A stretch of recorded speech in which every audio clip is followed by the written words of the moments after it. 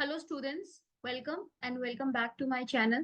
So today we will discuss a new PYQ, UPSC PYQ 6. So ये question 2016 में पूछा गया था अबाउट द फ्रेंच रिवोल्यूशन. इस क्वेश्चन में ये पूछा गया था कि French revolution was not caused by the French philosopher but by the conditions of national life and by the mistakes of the government critically examine. तो हमें सबसे पहले इस क्वेश्चन की डिमांड को समझना पड़ेगा कि क्वेश्चन के अंदर क्या पूछा गया है. तो सबसे पहले कीवर्ड है फ्रेंच रिवोल्यूशन के बारे में पूछा है. Okay, it is not caused by the French philosophers. तो हमें सबसे पहले ये एक्सप्लेन करना है कि क्या ये it is a caused by French philosopher और नॉट. ठीक है, फ्रेंच रिवोल्यूशन के बाद हमें इसको डिकोड करना है. But by the conditions of national life and by the mistakes of the government. Means फिर हमें एक्सप्लेन करना है कि it is the caused by the condition of national life and by the mistakes of the government. मतलब उस time पे क्या national life थी, क्या सोसाइटल लाइफ थी, क्या पॉलिटिकल लाइफ थी, and mistakes of the government, government की क्या मिस्टेक्स थी. तो इन दोनों को रीजंस को कंबाइन करके हमें सेकंड सब पार्ट बनाना है. और फर्स्ट सब पार्ट हमें बनाना है कि the French revolution was not caused by the French philosophers. ठीक है, तो क्यों नहीं था. ऑलरेडी आपको पता होगा कि फ्रेंच रिवोल्यूशन के अंदर was a presence of lots of philosophers, but ऐसा क्यों डिमांड कि क्वेश्चन में क्यों पूछा गया है कि it is not caused by the French philosopher.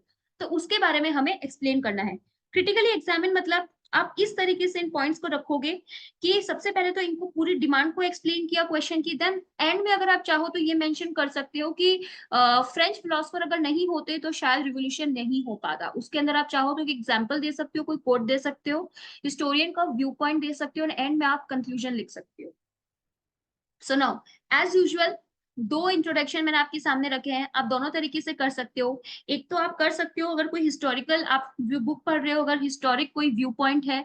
David Thompson ने कमेंट किया था the connection between the ideas of the French philosopher and the outbreak of the revolution in 1789 is somewhat remote and indirect.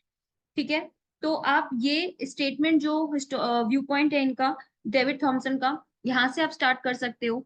तो इस explain के बाद आप connecting link लिख सकते हो. This reflect that the real cause for French revolution lay in the ills of national life and the role of philosopher in its outbreak was not that straightforward as often imagined.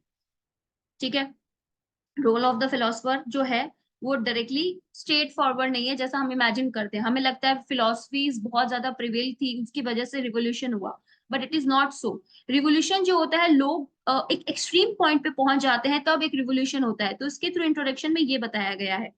Now आप दूसरा introduction भी लिख सकते हो जिसके अंदर आप ये लिख सकते हो कि एग्जैक्टली उस टाइम पे क्या सोसाइटल प्रॉब्लम्स थी, फ्यूडल प्रिविलेजेस थी, उसके एब्सोल्यूट मोनार्की थी, उसके बारे में आप स्टार्ट कर सकते हो. तो सबसे पहले आप फ्रेंच रिवोल्यूशन के बारे में लिखोगे तो आई रिकमेंड यू कि ईयर जरूर मेंशन करो. ये एक वैल्यू एडिशन का काम करता है. इट्स वेरी स्मॉल, बहुत छोटी चीज होती है ईयर मेंशन करना, बट ये एक तरीके का पॉजिटिव इम्पैक्ट देता है जो भी एग्जामिनर आंसर को पढ़ रहा होता है. So it was a period of ideological, political, and social upheaval in the political history of France, during which the France polity, previously an absolute monarchy with feudal privileges for the aristocracy and Catholic clergy, underwent radical changes to form based on the principle of republicanism, right of the man, and democracy. Means आपने ये भी बता दिया कि prevailing situations क्या थी उस time पे सोसाइटी के अंदर, और दूसरा आपने ये बता दिया कि exactly what it led to. कौन कौन से ऐसे प्रिंसिपल्स थे विच फ्रेंच रिवोल्यूशन जो इम्पैक्ट किया था. तो for example they provided the principle of republicanism.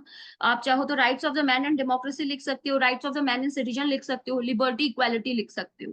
ठीक है, तो कुल मिला के आप इन दोनों में से कोई भी एक इंट्रोडक्शन जो है वो रेफर कर सकते हो. नाउ सब part one, the revolution was not intended by the French philosophers. ठीक है, तो इसके बारे में हमें बताना पड़ेगा कि to how it is not intended by French philosopher.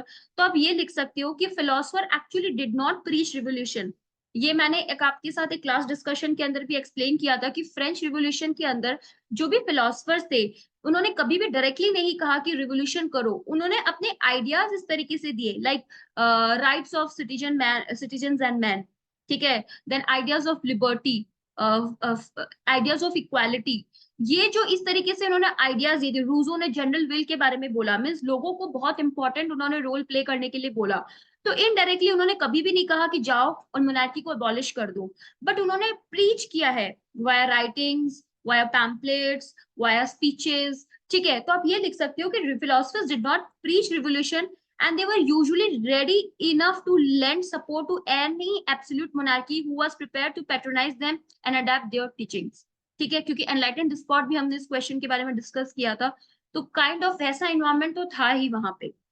They highlighted the problem of ancient regime and highlighted the oppression and exploitation of the privileged class. उन्होंने सिर्फ ये बोला कि देखो privileged class है, वो काफी ज्यादा ऑप्रेस कर रहे हैं, और एंशियंट regime है जो यहाँ पे सोशल सोसाइटल स्ट्रैटिफिकेशन है. So we need to abolish that. This हमने जैसे भी देखा था कि this French revolution was against the privileges के लिए ही स्टार्ट किया गया था. They highlighted the monarchy misrule obviously because of giving the more privileges to first state and second state and created the sense of dissatisfaction. ठीक है, dissatisfaction हुआ. Although अगर आप देखो तो philosophers are only mainly belong to second state and third state, even though despite them belonging to third second state, उन्होंने इस तरीके के प्रिंसिपल दिए और लोगों को अवेकन किया. They never openly preached the revolution but prepared the base for the revolution and only formed intellectual creed for the revolution. तो आप ये चीजें जो है वो मेंशन कर सकते हो. यहाँ पे आप एग्जांपल दे दो, वॉल्टेयर का एग्जांपल दे दो, जॉन लॉक का दे सकते हो, देन रूजो का दे सकते हो. इनकी जो कोई एक दो एग्जांपल थिंकिंग के बारे में अगर आप देना चाहो तो दे सकते हो, इन केस अगर आपके पास कंटेंट नहीं है तो. और अगर आप एग्जांपल याद नहीं आ रहे हैं तो आप सिंपली इस तरीके से ये मेंशन कर सकते हो, they never directly preached for the revolution, they only prepare the ground for the revolution via their teachings, via their ideas. Philosopher made men more ready when the need arose to question the whole foundation of the old order. जैसे कि यहाँ पे मैंने एक example दिया है, Rousseau harnessed the triggers of emotion to discredit the monarchy, while Voltaire unleashed the horses of the reasons to erode church prestige in the society. ये एक बुक की लैंग्वेज है, यहाँ से एज इट इज ये statement दिया गया है. आप चाहो तो ऐसे स्टेटमेंट को, ऐसे कोटेशन को यूज करना सीखो and it will come with answer writing practice. अगर आप पीवाईक्यू को डिकोड कर पा रहे हो, उनके आंसर्स लिख रहे हो, तो ये बहुत ज्यादा सफिशिएंट है. आप इस तरीके की लैंग्वेज यूज करोगे तो it will, I am sure it will give a positive impact. Then sub part two हमने यहाँ पे देखा था कि it but by the condition of national life and mistakes of the government. Now अब इसके बारे में हम डिस्कस करेंगे कि what were the condition of national life. तो आप वहाँ पे स्टार्ट कर सकते हो पॉलिटिकल लाइफ से, इकोनॉमिक लाइफ से, सोशल लाइफ से, देन एग्जैक्टली क्या सिचुएशन थी, रिवोल्यूशनरी सिचुएशन, वहां से स्टार्ट कर सकते हो. So for example, if you talk about the economic life, you can start with give us a privileges, two state system. ठीक है, टैक्सेस जो था वो थर्ड स्टेट पे था मेनली. सोशल लाइफ पे भी सेकंड स्टेट थर्ड स्टेट दे सकते हो, more privileges to first state and second state as compare to third state. Then revolutionary situation लिख सकते हो कि बैंकरप्ट हो गए थे, फाइनेंशियल बैंकरप्सी थी, unnecessary participation in 7 years war and American revolution. तो आप यहाँ से भी दे सकते हो and actually created the ground for the beginning of the revolution. Then political life ले सकते हो, misuse of letter de cachet, इसके बारे में आप यूज कर सकते हो, जिसके अंदर अननेसेसरी जो है अरेस्ट किया जा सकता है. ठीक है, तो इसके बारे में आप फ्यूडल सोसाइटी के बारे में लिख सकते हो. देन एंड में कंक्लूड कर दो आंसर को.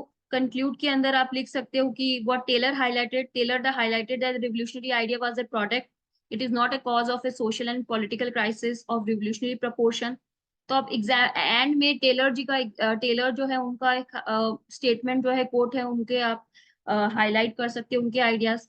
देन एंड में आप चाहो तो अमेरिकन रिवोल्यूशन ने किस प्रकार से फ्रेंच रिवोल्यूशन को इंस्पायर किया, और फ्रेंच रिवोल्यूशन ने कुछ कुछ जो आइडियाज दिए, equality, liberty, abolition of a private property, उसके बारे में आप एक्सप्लेन कर सकते हो. It's up to you, because इससे पहले फ्रेंच रिवोल्यूशन हुआ इसीलिए था because of their participation, king's participation in the American Revolution. ये एक मेन रीजन जरूर था ये. तो इस तरीके से आप आंसर को है जो डिकोड करके इनके जो सोल्यूशन है वो इस तरीके से प्रोवाइड करा सकते हो. I know many of you are preparing for 2024 civil service prelims, but अगर आप इंट्रोडक्शन और कंक्लूजन पे वर्क करो और क्वेश्चन को थोड़ा बहुत भी डिकोड कर सको, it would be like helpful for you in this upcoming mains. And those people और those aspirants who are preparing for civil service examination 2025, I would highly recommend them कि वो पीवाईक्यू जो है वो डेली लिखें. At least 1 या 2 PYQ daily लिखने का फायदा होता है, आपको क्वेश्चन की डिमांड समझ आती है और आपको ये समझ आता है कि आपको किस तरीके से इसके अंदर एक्सप्लेन करना है चीजों को. So I am signing off. Let me know in the comment section कि अगर आपके पास कोई और पॉइंट्स हो तो you can mention it. Thank you so much.